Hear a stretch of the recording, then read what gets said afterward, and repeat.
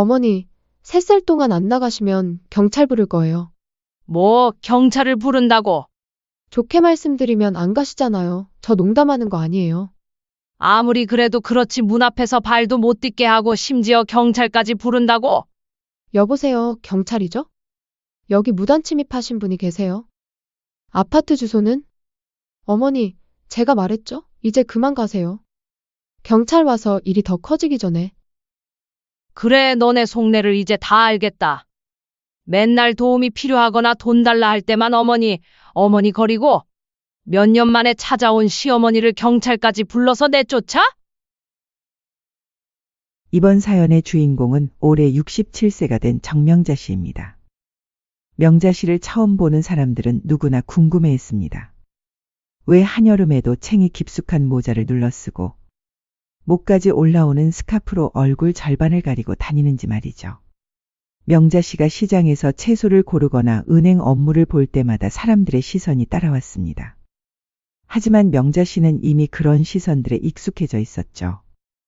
30년이 넘도록 이렇게 살아왔으니까요. 명자 씨의 인생이 완전히 바뀐 건 35세 되던 해였습니다. 당시 명자 씨는 섬유 공장에서 일하고 있었는데 어느 날 갑자기 공장에 큰 화재가 났습니다. 불길이 순식간에 번지는 상황에서 명자 씨는 대피하지 않고 오히려 작업장 안으로 뛰어들었습니다. 아직 빠져나오지 못한 동료들이 있었거든요. 그렇게 명자 씨는 연기가 자욱한 작업장에서 동료 3명을 구해냈습니다. 하지만 마지막에 자신이 나오려던 순간 천장의 전선이 끊어지며 불꽃이 튀었습니다. 그 불길이 명자 씨의 얼굴 왼쪽을 덮쳤죠.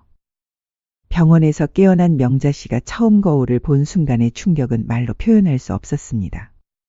왼쪽 얼굴 전체가 울퉁불퉁한 흉터로 변해 있었거든요. 화상 치료를 받으며 몇 차례 성형수술도 시도했지만 워낙 심한 화상이라 흉터는 거의 나아지지 않았습니다. 더 큰 절망은 그 뒤에 찾아왔습니다. 사고가 난 지 2달 뒤 남편이 갑작스럽게 세상을 떠난 거였습니다. 심장마비였죠. 명자 씨는 하루아침에 과부가 되었고 당시 초등학교 3학년이던 아들 준혁이를 혼자 키워야 했습니다. 엄마 얼굴은 왜 그래? 준혁이가 처음 엄마의 얼굴을 보고 물었을 때 명자 씨는 어떻게 대답해야 할지 몰랐습니다. 아이들도 처음엔 엄마의 달라진 모습이 낯설어했지만 다행히 금세 익숙해졌습니다. 하지만 세상 사람들의 시선은 달랐습니다.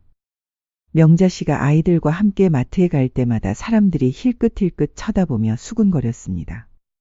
아이들이 친구들과 놀 때도 다른 학부모들이 명자 씨를 보고 깜짝 놀라는 반응을 보였죠. 그럴 때마다 명자 씨는 아이들이 상처받을까봐 걱정이었습니다. 괜찮다. 엄마가 조금 다르게 생겼을 뿐이야. 명자 씨는 그때부터 외출할 때마다 모자와 스카프로 얼굴을 가리기 시작했습니다. 아이들 때문이었죠.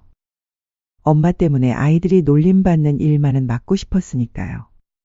그렇게 명자 씨는 시장에서 작은 반찬 가게를 차렸습니다.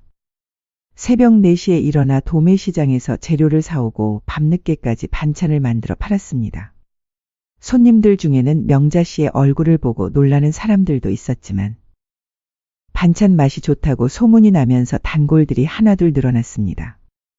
사장님, 이 무나물 어떻게 이렇게 맛있게 만드세요? 별거 아니에요. 그냥 정성스럽게 하는 것뿐이죠. 명자 씨가 버는 돈은 모두 아이들에게 들어갔습니다.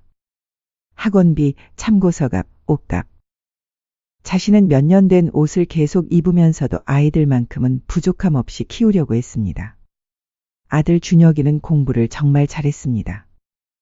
고등학교 때부터 전교 1등을 놓치지 않았고 결국 서울의 명문대학교에 합격했습니다. 합격 소식을 들은 날 명자 씨는 가게 문을 일찍 닫고 아들이 좋아하는 갈비찜을 해줬습니다. 우리 준혁이가 이렇게 잘해줘서 엄마가 얼마나 기쁜지 몰라. 대학 등록금부터 생활비까지 명자 씨는 아들이 공부에만 집중할 수 있도록 뒷바라지했습니다. 자신은 여전히 좁은 단칸방에서 살면서도 말이죠. 아들이 대학교 4학년이 되던 해 좋은 회사에 취직이 결정되었습니다. 그리고 얼마 뒤 결혼할 여자친구도 데려왔습니다. 지수라는 이름의 예쁘고 똑똑한 여자였죠. 처음 만나는 날 명자 씨는 특별히 신경 써서 음식을 준비했습니다. 아들이 좋아하는 여자를 잘 대접하고 싶었거든요. 하지만 지수가 명자 씨의 얼굴을 본 순간의 표정은 명자 씨도 놓칠 수 없었습니다. 순간적으로 움찔하며 뒤로 물러서는 모습, 그리고 이내 억지로 지은 어색한 미소. 명자 씨는 그동안 수없이 경험해봤던 반응이라 금방 알 수 있었습니다. 어머님, 안녕하세요. 지수는 인사는 했지만 내내 명자 씨의 얼굴을 제대로 쳐다보지 못했습니다. 음식을 먹을 때도 고개를 숙이고만 있었죠. 그날 이후로 지수는 명자 씨를 만나려 하지 않았습니다. 아들 준혁이가 가끔 혼자 어머니를 찾아왔지만 지수는 번번이 바쁘다, 약속이 있다 라며 피했습니다. 결혼식 날에도 지수의 가족들은 명자 씨를 신기한 듯 쳐다봤습니다. 명자 씨는 그날만큼은 평소보다 스카프를 더 깊숙이 둘러쌌습니다. 아들의 결혼식에서 화제가 되고 싶지 않았거든요. 결혼 후 아들 부부는 서울에서 신혼살림을 차렸습니다. 명자 씨가 그동안 모아둔 돈으로 집을 마련해 준 거였죠. 이제 우리 준혁이도 가정을 꾸렸으니 엄마 마음이 놓인다. 하지만 아들 부부에게서 연락이 오는 건 늘 무언가 필요할 때뿐이었습니다. 엄마, 지수가 임신했어요. 그런데 요즘 산후조리원 비용이 만만치 않아서 그래? 얼마가 드는데 그래? 요즘 비싼 데는 1,000만 원도 넘어요. 지수가 산후조리만큼은 좋은 데서 하고 싶다 해서. 나도 며느리가 좋은 데서 하면 좋겠지만 형편에 맞춰 가야 하지 않겠니? 그건 맞는 말이지만 그래도 임신하고 출산할 때 기억이 오래 간다 하잖아요. 그래, 알겠다. 내가 내일이나 모레 은행 가서 돈 붙여줄게. 감사해요, 엄마. 이뿐만이 아니었습니다. 어머니, 저예요. 잘 지내셨죠? 응, 그래, 오랜만에 연락하는구나. 네, 다름이 아니고 이번에 저희가 목돈이 좀 나갈 일이 있어서 그런데요. 이런 얘기를 들을 때마다 명자 씨는 망설임 없이 돈을 보내줬습니다. 하지만 정작 명자 씨는 손주 준서도 자주 보지 못했죠. 점점 멀어져가는 느낌을 받았습니다. 어머님, 요즘 독감이 유행이라서요. 아기가 너무 어려서 혹시나 해서. 지수는 늘 그럴듯한 이유를 댔지만 명자 씨는 은근히 자신을 밀어낸다 생각이 들었습니다. 아들이 결혼하고 첫 명절을 제외하고는 명절에도 아들 내외는 오지 않았습니다. 엄마, 지수가 친정에서 명절을 보내자고 해서요. 내년에는 꼭 가겠습니다. 그렇게 약속한 내년에도 그 다음 해에도 아들 부부는 명자 씨를 찾아오지 않았습니다. 하지만 이상하게도 돈이나 도움이 필요할 때만큼은 연락이 왔습니다. 그것도 아주 친근하게 말이죠. 어머니, 오랜만이에요. 그동안 너무 바빠서 연락을 못 드렸네요. 사는 게 참 뭐라고. 이렇게 시간이 훌쩍 지나가 버리네요. 지수는 그럴 때만큼은 다정한 며느리가 되었습니다. 명자 씨와 함께 쇼핑을 하며 이것저것 사달라고 했고, 명자 씨는 그런 며느리가 기특해서 지갑을 열었습니다.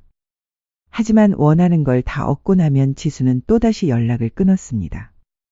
명자 씨는 그런 며느리의 태도가 서운했지만 자식 이기는 부모 없다던가요.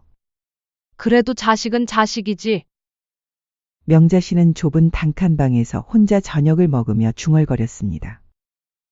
벽에 붙어있는 손주 준서의 사진을 보면서 말이죠. 아들이 보내준 사진이 전부였지만 명자 씨에게는 그것만으로도 위로가 되었습니다. 그렇게 명자 씨는 오늘도 새벽 일찍 일어나 시장으로 향했습니다. 모자를 깊숙이 눌러쓰고 스카프로 얼굴을 가린 채로 말이죠. 그렇게 몇 년이 흘렀습니다. 어느 토요일 오후 아들과 며느리가 함께 명자 씨를 찾아왔습니다. 며느리가 직접 온 건 정말 오랜만이었죠.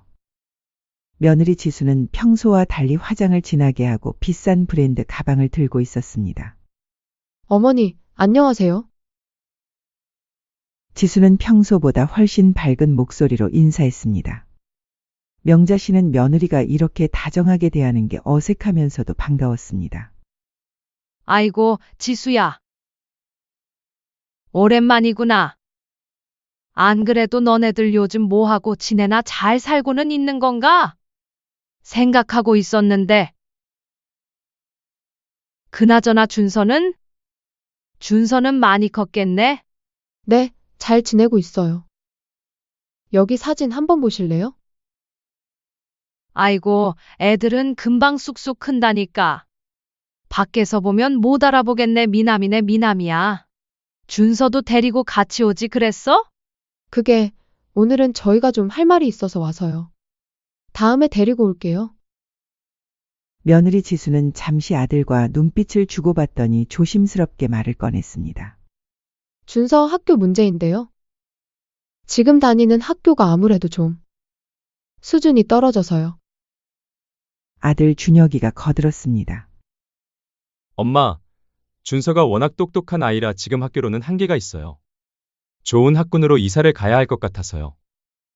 명자 씨는 속으로 한숨이 나왔습니다. 역시 돈 이야기였구나 싶었죠. 얼마나 필요한데 그래? 저번에 해준 집 빼고 다시 들어가면 안 되는 거니? 지수가 조심스럽게 대답했습니다. 아휴, 어머님도 참. 그 정도로는 택도 없죠, 어머님. 시장에서만 계셔서 그런가 요즘 물정 참 모르신다. 그게 그렇게 많이 필요하니? 어머니, 요즘 집값이 얼마나 비싼지 아세요? 이것도 정말 최소한이에요. 준서 미래를 생각하면 꼭 필요한 투자라고 생각해요. 지수는 마치 당연한 것처럼 말했습니다. 그러면서 휴대폰을 꺼내 부동산 앱을 보여줬죠. 여기 보세요. 이 정도 동네가 되어야 준서가 좋은 친구들과 어울리며 공부할 수 있어요. 명자 씨는 마음이 복잡했습니다. 손주를 위한 일이긴 하지만 너무 큰 돈이었어요. 엄마, 이번만 도와주시면 정말 마지막이에요. 앞으로는 저희끼리 잘 살아갈 테니까요. 아들의 말에 명자 씨는 더욱 망설여졌습니다. 지금까지 몇 번이나 들었던 마지막이라는 말이었거든요. 준혁아, 엄마도 나이가 많아서 앞으로 벌 수 있는 돈이 얼마나 될지. 어머니, 지수가 갑자기 목소리를 높였습니다. 준서는 어머니에게 유일한 손자잖아요. 그 아이 미래가 달린 일인데 그렇게 말씀하시면 어떡해요? 그러면서 지수는 눈물까지 글썽였습니다. 저도 정말 어머니께 이런 부탁드리기 싫어요. 하지만 준서를 생각하면 명자 씨는 결국 마음이 약해졌습니다. 알겠다. 내가 한번 방법을 찾아봐서 도와줄게. 정말요? 어머니, 감사해요. 지수는 갑자기 밝아지며 명자 씨의 손을 꼭 잡았습니다. 그 순간만큼은 정말 고마워하는 것 같았어요. 이튿날 월요일 명자 씨는 은행에 가서 평생 모은 돈을 먼저 인출했습니다. 어머니, 정말 고맙습니다. 이 은혜는 평생 잊지 않겠어요. 돈을 받은 아들과 며느리는 연신 고마워했습니다. 며느리는 명자 씨를 꼭 안아주기까지 했죠. 어머니, 이제부터는 정말 자주 찾아뵐게요. 준서도 꼭 데려와서 어머니께 인사드리게 할게요. 그리고 어머니 생신 때도 꼭 챙기겠어요. 지금까지 소홀했던 거 정말 죄송해요. 명자 씨는 그런 며느리의 말을 들으며 조금은 기대감을 가졌습니다. 이제 정말 달라질 수도 있겠다는 생각이 들었거든요. 하지만 그날이 명자 씨가 아들 부부를 본 마지막이었습니다. 그 다음 주부터 명자 씨는 아들에게 안부 전화를 걸었습니다. 준혁아, 이사는 잘했니?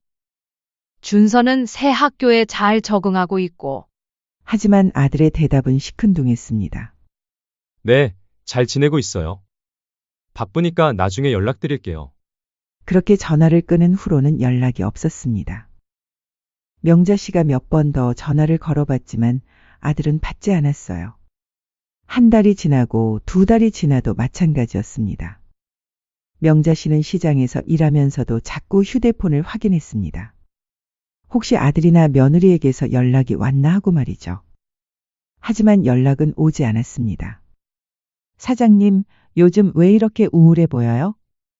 단골 손님이 물어봤지만 명자 씨는 대답할 수 없었습니다. 자식들 이야기를 꺼내기가 부끄러웠거든요. 3개월째 명자 씨는 참다 못해 아들 집 근처까지 가봤습니다. 하지만 정작 초인종을 누르지는 못하고 그냥 돌아왔어요. 며느리가 싫어할 게 뻔했거든요. 시장의 다른 상인들은 명자 씨의 속사정을 어느 정도 알고 있었습니다. 명자 씨, 자식들한테 너무 많이 주면 안 돼요. 고마운 줄을 모르게 된다니까요. 맞아요. 가끔은 서운하다고 표현도 해야죠. 마음속으론 서운하고 화가 났지만 그래도 자식들을 원망하고 싶지는 않았습니다. 6개월이 지나고 7개월이 지나도 상황은 마찬가지였습니다.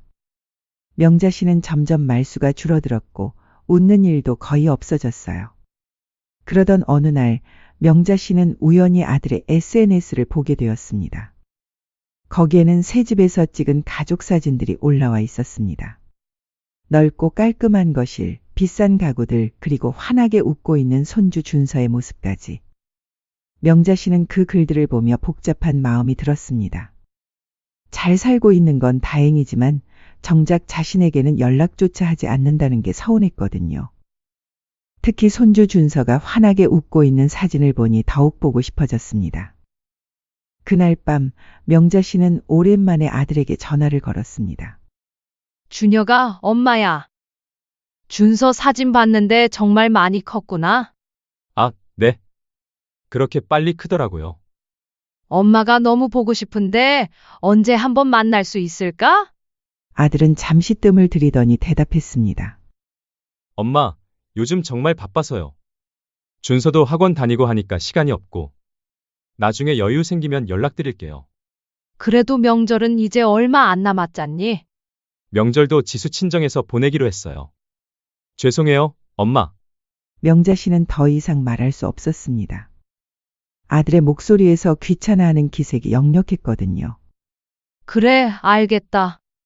몸조리 잘하고. 전화를 끊은 후 명자 씨는 한참을 멍하니 앉아 있었습니다.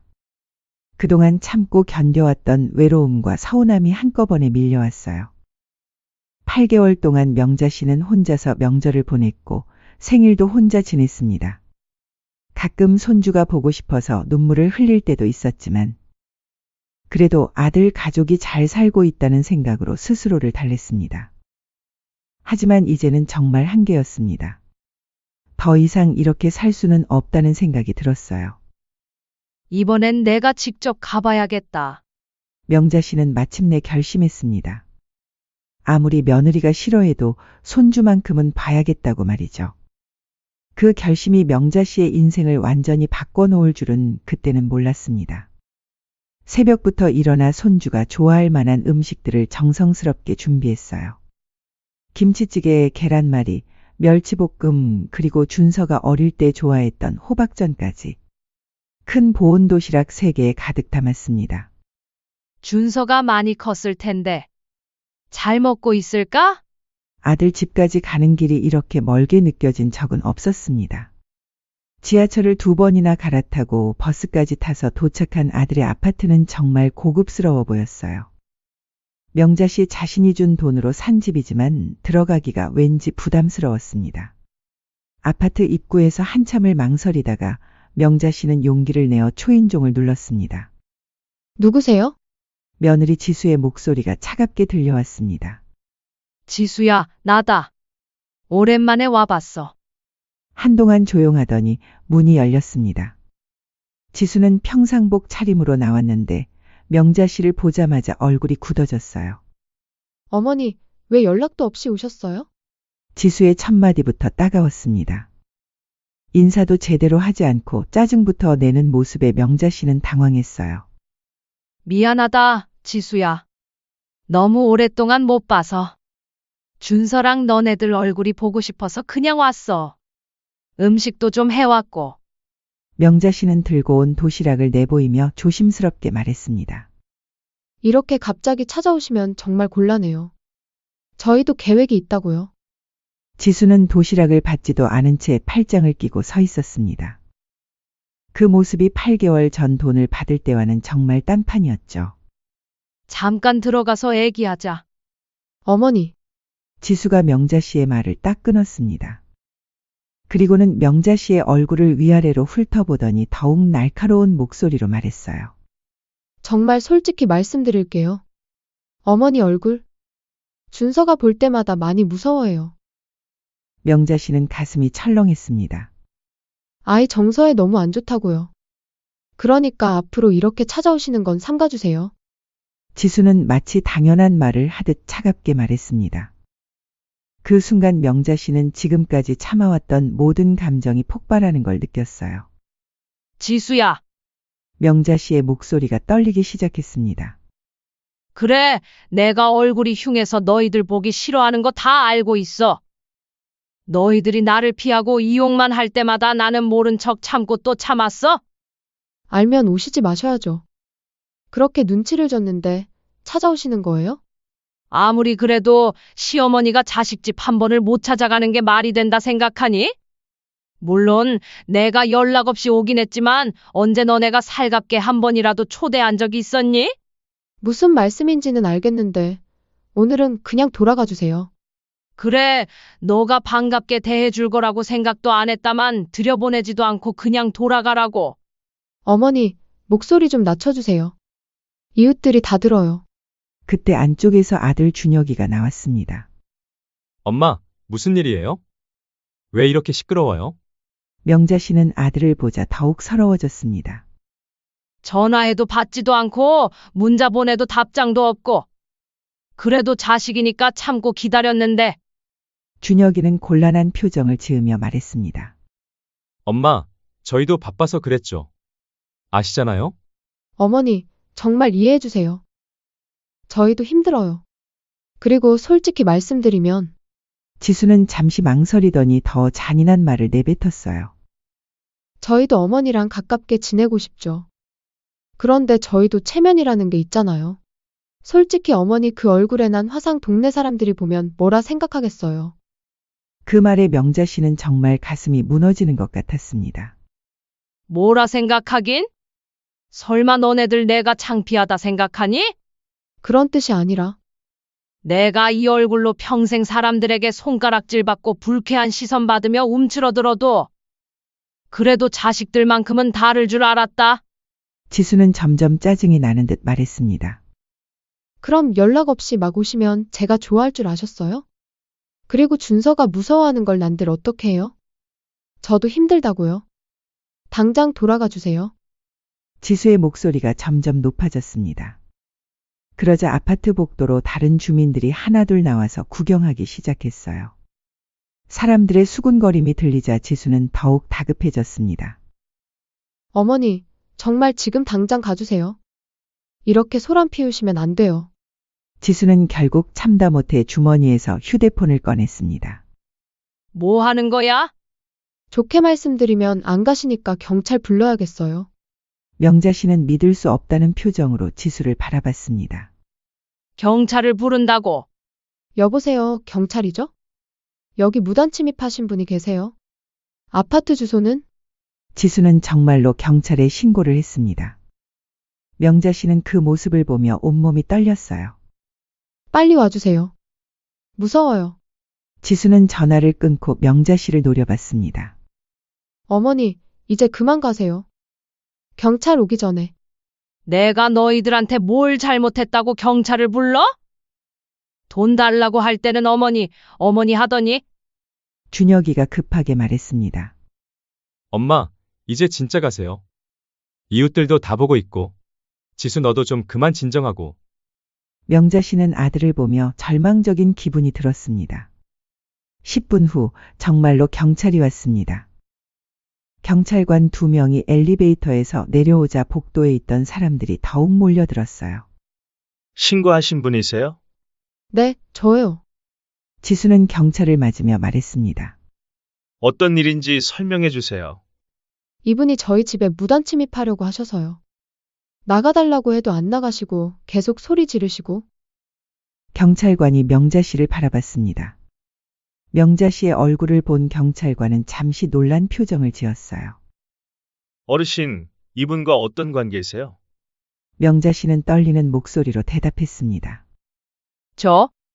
저는 이 사람 시어머니 됩니다. 시어머니시라고요? 경찰관은 지수를 다시 봤습니다. 그때 지수가 뻔뻔하게 말했어요. 죄송한데 저희 가족 아니니까 빨리 보내주세요. 명자 씨는 귀를 의심했습니다. 뭐라고? 무서워요. 얼굴도 그렇고 자꾸 저희 아이한테 피해를 줘서. 지수는 마치 정말 모르는 사람인 것처럼 연기했습니다. 명자 씨는 경찰관에게 호소했습니다. 이 사람이 제 며느리라고요? 여긴 제 아들이라고요? 어르신, 진정하세요. 경찰관이 명자 씨를 진정시키려 했지만 명자 씨는 너무 흥분해 있었어요. 하지만 아들 준혁이는 고개를 숙인 채 아무 말도 하지 않았습니다. 준혁아, 명자 씨의 절규 같은 외침에도 아들은 대답하지 않았어요. 그 순간 명자 씨는 정말 온 세상이 무너지는 것 같았습니다. 어르신, 일단 저희와 함께 가셔서 이야기하시죠. 결국 명자 씨는 경찰에게 이끌려 아파트를 나와야 했습니다. 복도에 나와 있던 사람들이 수군거리며 쳐다보는 가운데 명자 씨는 비틀거리며 걸었어요. 저 사람 뭐야?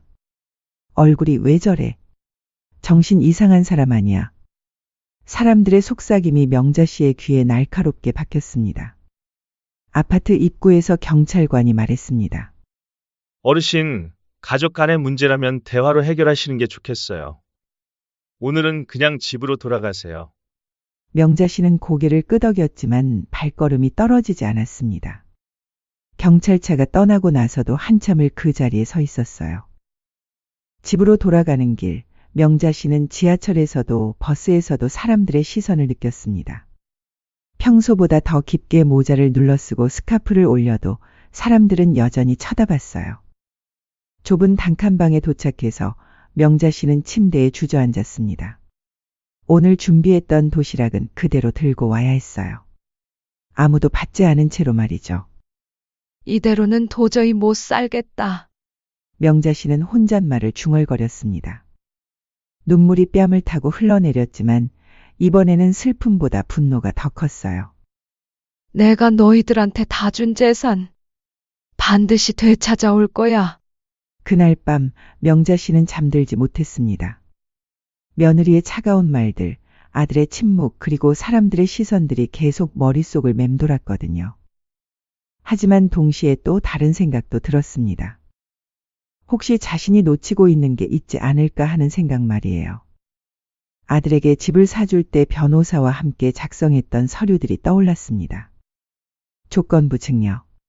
명자 씨는 작은 목소리로 중얼거렸습니다. 그때는 단순히 법적 절차라고 생각했던 그 서류들이 지금은 다르게 보였어요. 새벽이 되어서야 명자 씨는 결심했습니다. 이대로 당하고만 살 수는 없다고 말이죠. 집으로 돌아온 명자 씨는 밤새 잠들지 못했습니다. 며느리의 차가운 말들과 아들의 침묵이 계속 머릿속을 맴돌았거든요. 하지만 새벽이 되자 다른 생각이 들었습니다. 아들에게 집을 사줄 때의 일들이 하나씩 떠오르기 시작한 거예요. 그때 변호사가 뭐라고 했더라. 명자 씨는 서랍을 뒤져 오래된 서류 봉투를 꺼냈습니다. 몇 년 전 아들 집 전세금을 마련해 줄 때 작성했던 서류들이었어요. 한 장씩 넘겨보던 명자 씨는 조건부 증여계약서라는 제목의 서류에서 손을 멈췄습니다. 맞아, 이거야. 당시 변호사가 설명해줬던 내용이 기억났어요. 단순히 돈을 주는 게 아니라 몇 가지 조건을 달아서 증여한다는 내용이었습니다. 계약서에는 분명히 적혀 있었습니다. 증여받은 자는 증여자를 성심껏 봉양하고 부당한 대우를 하지 않을 것. 이 조건을 위반할 시 증여계약을 취소할 수 있음. 다음 날 아침, 명자 씨는 처음으로 시장에 나가지 않았습니다. 대신 그때 계약서를 작성해줬던 법무법인을 찾아갔어요. 변호사님 기억하세요? 몇 년 전에 조건부 증여계약서 작성해 주셨잖아요. 변호사는 명자 씨를 알아보고 반갑게 맞아줬습니다. 아, 정명자 씨. 물론 기억해요. 무슨 일이신가요? 명자 씨는 그동안 있었던 일들을 차근차근 설명했습니다. 변호사는 고개를 끄덕이며 들었습니다. 명자 씨, 이건 명백한 계약 위반이에요. 특히 경찰에 신고하고 가족이 아니라고 한 것은 결정적인 증거가 될 수 있어요. 제가 최근에 이런 사건을 자주 맡았어서 혹시나 해서 조건을 넣은 건데 다행이었네요. 일주일 후 아들 준혁이에게 증여계약 취소 통보서가 발송되었습니다. 내용 증명 우편으로 보낸 거라 받지 않을 수도 없었죠. 그로부터 사흘 뒤 명자 씨에게 전화가 왔습니다. 엄마, 나 준혁이에요. 무슨 일이니? 갑자기? 엄마 변호사 편지가 왔는데. 이게 뭐예요? 장난이죠? 아들의 목소리에는 당황스러움과 함께 화가 섞여 있었습니다. 장난 아니다. 거기 써진 내용 그대로야. 엄마, 그렇다고 이렇게 하시면 어떻게 해요? 앞으로 저희 안 보고 사실 거예요? 당연하지. 앞으로 나한테 자식은 없다 생각하고 살 거다. 준혁이는 한동안 말이 없었습니다. 엄마, 당장 취소하세요. 우리끼리 해결해요. 하지만 명자 씨는 단호했습니다. 안 돼. 이제 법으로 해결할 거야. 한 달 후 정식 소송이 시작되었습니다. 첫 번째 재판날 명자 씨는 변호사와 함께 법정에 들어갔습니다. 아들과 며느리도 와 있었는데 며느리는 명자 씨와 눈을 마주치지 않으려고 했어요. 명자 씨의 변호사가 증거들을 하나씩 제출했어요. 피고 지수 씨가 경찰에게 이분 저희 가족 아니에요라고 명시적으로 발언한 것이 확인됩니다. 판사가 서류를 보며 말하자 며느리 지수는 얼굴이 새하얘졌어요. 두 번째 재판에서는 더욱 결정적인 증거가 나왔습니다. 며느리가 SNS에 올린 글들이었어요. 명자 씨가 준 돈으로 좋은 곳에서 여행을 다니고 비싼 음식을 먹으면서도 정작 명자 씨에게는 연락조차 하지 않았던 것들이 다 기록되어 있었거든요. 돈은 받아서 잘 쓰면서 정작 준 사람은 완전히 무시한 셈이네요. 판사의 말에 아들 부부는 고개를 들 수 없었습니다. 세 번째 재판에서 판결이 나왔습니다. 원고의 청구를 인용합니다. 피고는 원고에게 증여받은 부동산과 금전을 모두 반환하라. 명자 씨는 승소했습니다. 아들에게 줬던 집과 돈을 모두 되돌려받게 된 거였어요. 법정을 나오는 길, 아들과 며느리가 명자 씨 앞에 무릎을 꿇었습니다. 어머니, 죄송해요. 저희가 정말 잘못했어요. 며느리 지수가 눈물을 흘리며 빌었습니다. 평소 자존심이 하늘을 찔렀던 지수가 사람들이 보는 앞에서 무릎을 꿇고 있는 모습이었어요. 제발 다시 한 번만 생각해 주세요. 저희 집 없으면 어떻게 살아요? 준서도 할머니가 보고 싶어요. 제발요. 그때 명자 씨가 차갑게 웃었습니다. 준서가 나를 보고 싶어 한다고. 얼굴 몇 번 본 것도 아닌 애가 뭐가 이쁘다고 봐달라니? 지수는 말문이 막혔습니다. 그동안 무서워한다며 못 보게 했으면서 이제 와서 보고 싶어 한다고. 명자 씨는 계속해서 날카롭게 말했어요. 아들 준혁이도 매달렸습니다. 엄마, 정말 죄송해요. 다시는 이런 일 없을게요. 다시는? 이미 늦었어. 명자 씨는 차갑게 내려다봤습니다. 이제 늦었어. 내 얼굴에 화상 입었던 날보다 더 아픈 건 너희들이 준 상처였어. 어머니, 너희들은 내게 더 이상 자식이 아니야. 일어나. 명자 씨는 그렇게 말하고 돌아섰습니다.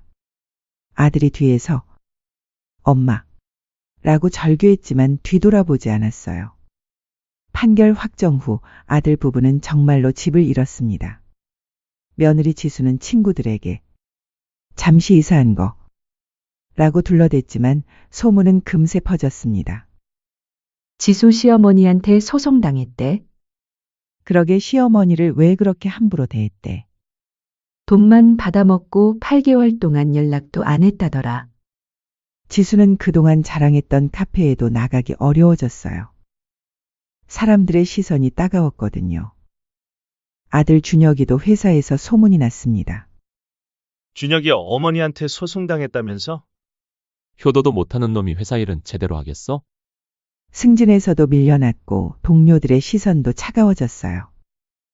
반면 명자 씨는 되찾은 돈으로 새로운 삶을 시작했습니다. 서울에서 멀리 떨어진 작은 시골 마을에 예쁜 전원주택을 마련했어요.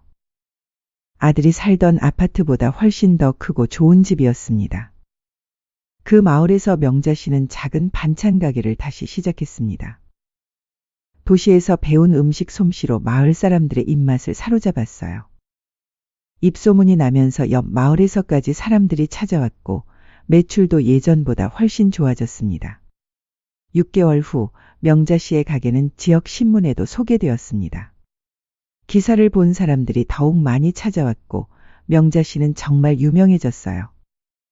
그 기사를 본 아들 부부는 충격을 받았습니다.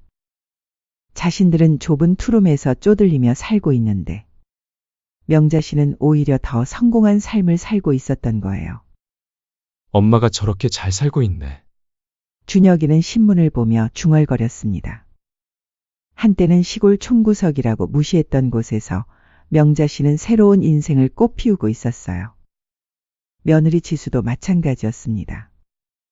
인터넷에서 명자 씨 이야기를 본 사람들의 댓글들이 더욱 충격적이었어요. 와, 이런 시어머니를 어떻게 버려.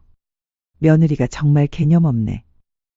8개월 동안 연락도 안 하고 경찰까지 부르다니. 이런 아들 며느리 있으면 뭐해?